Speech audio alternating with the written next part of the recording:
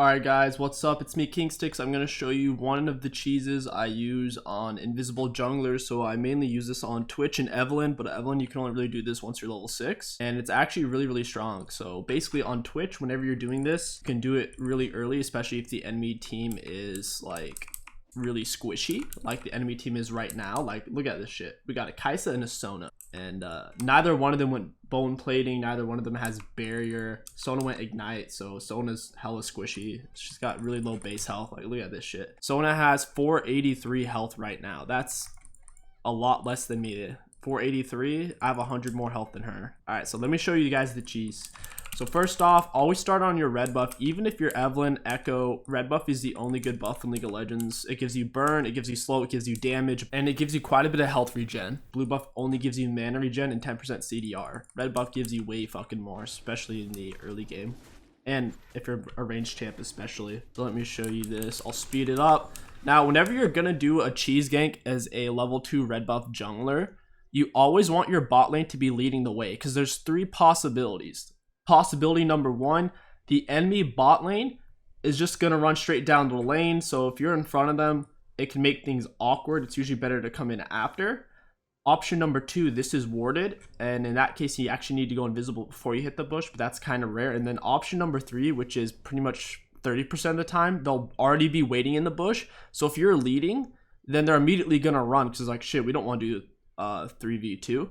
So just in case they're actually in the bush, mainly you want to be a little bit behind your teammates. That way a fight actually happens before they see you. So in this case, look, I let them walk in front of me a little bit. Now I'm going to follow up. And sure enough, these 2 cunts are sitting here waiting. Now this is actually pretty rare with the Lee Sin because he usually gets a leash from his bot lane, but Aatrox can give a pretty good leash. So now check this out. So at this point, they should probably see me. I'm not sure if they can. I think they can because Sona's still technically in the bush. So they did see me. They're trying to run. I'm just going to flash, stick on her. I'm going to try not to use my E. I'm going to go invisible. And I do have water walking, so I can stick on her pretty well. And she didn't actually use her flash, but I'm going to get off as much damage as I can here. So I get off 3 autos, E. And now we're going to do the blue buff since we're already over here. Luckily, my bot lane helps me, so it's a lot easier. Now, at this point, I know Sona's probably around this area. And since I'm already over here, I want to try to get this as fast as possible.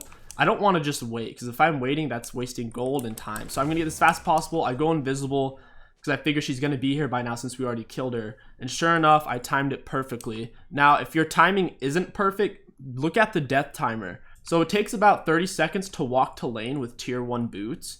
From base to lane, it's about 30 seconds. And you should see the death timer over here when you're playing the game above your minimap. And so it would have said like after we killed her like 6 seconds or something. And after that, I would have just counted down to about 20 seconds. And then she would have been about here. So if your timing's off, like mine was slightly, you can go invisible, wait in the bush. That way, if they do show up here when you already are visible, they still can't see you. Now, in this case, I could have soloed the bitch. She has no flash. She is very squishy. She's not going to get away. And her 80 carry is actually under turret. So let me show you. So I'm invisible, I come out. You want to start attacking them right before they quite reach the end of the bush because by the time they react, they'll be at the end and you need a lot of time to kill them if they run backwards. So this is about when you want to start attacking. Lucky for me, Alistar also stayed and made it really easy, but I promise you guys, I could have done it without him. I didn't need him to help me. That would have been free regardless. Now, at this point, I figure since I showed up here for so long, Lee Sin didn't start bot lane anyways because, I mean, I took his blue and his bot lane was cheesing. So he started on his red. I know that for a fact. And since he's not over here at this point, he's probably taken this whole side of my jungle, which is very common. Whenever the enemy jungler does a cheese, you typically just wipe out their jungle and make them pay. But in this case, it's not going to really pay off. Sona just spawned in. In this case, I could have actually done Gromp. I could have just walked in here, done Gromp, and then done this. That would have been a lot better. But I was being impatient and just went straight for this. I acted like I was running this way and went invisible, so maybe that would throw them off. But I definitely could have come in here, done Gromp, gone invisible, and killed her again. So once again, Sona's obviously going to rush to lane because she's in a hurry. Now she's a little bit skeptical. She doesn't want to run the same path that just got her killed. My Q's back up. So now what I'm going to do, I see she's not walking this way. I linger for a moment. I'm going to go straight for the bush. Because her only options to get the lane are here, and we just watched her go here, or she can run around and go through here or go through this river. But since my bot lane's pushed, if she went through the river, she would die. So she's only going to come through this way or this way. So check this out. So she comes back, and we're just going to stick on her. She has no flash. This is important since we got them in the cheese. If you've already killed them, 90% of the time they're going to use their flash. So in this case, someone is dead again. And now Kaisa, she's stranded. She's been 1v2 for a while now. Alistar goes in. Good job, Ali. And we pick up another kill.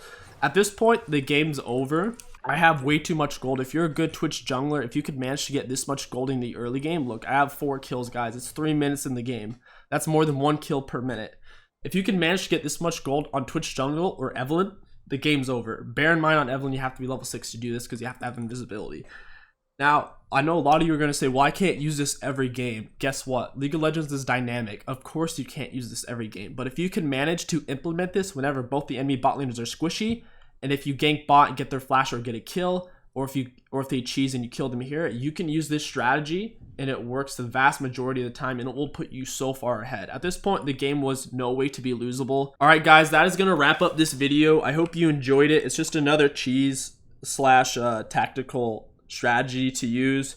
I find it helps me a lot for 1v9ing because people just don't respect you as Twitch jungle. If you enjoyed this video and you want more awesome jungle content, don't forget to like, comment, and subscribe. I appreciate you guys so much.